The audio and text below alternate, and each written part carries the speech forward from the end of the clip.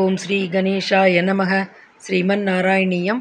ओम श्री कृष्णाय परब्रह्मणे नमः। दशकं 75 श्लोक 5। पूर्णं ब्रह्मैव साक्षान् निरवधि परमानंद सांद्र प्रकाशम् गोपेषु त्वं व्यालासीर्न खलु बहुजनैः तावद् आवेदितो भूः दृष्ट्वाथ त्वां तदेदं प्रथमम् उपगते पुण्यकाले जनौघाः पूर्णानन्दा विपापाः सरसम् अभिजगुः त्वत्कृतानि स्मृतानि।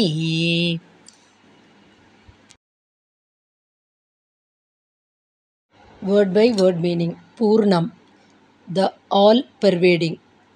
Niravadhi, free from all limitation of time, space and objects. Paramananda, Sandra Prakasham, of the nature of supreme bliss and pure consciousness. Brahma Eva Tvam, Brahmam, itself thou art. Gopeshu, among the Gopas.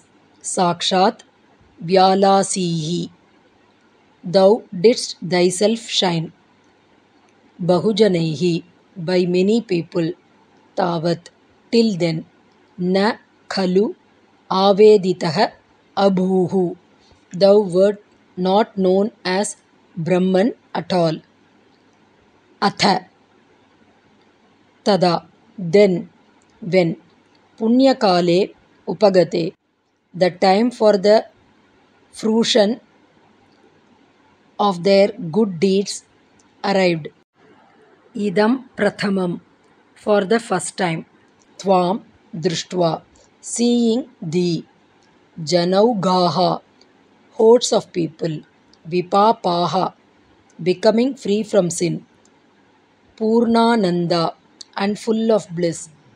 Smrutani, tvatkritani, thy deeds which they remembered. Sarasam Abhijaguhu, narrated with joy. Full meaning. Thou, who art verily the all-pervading Brahman, free from all limitation, that is eternal, and supreme bliss consciousness itself, didst manifest thyself among the Gopas, but many people did not recognize thee as Brahman. When, however, the time came for the fruition of their good deeds, a large number of people, seeing thee for the first time, became free from all sins and filled with bliss. They narrated with joy all thy deeds which they remembered. Om Tat Sat.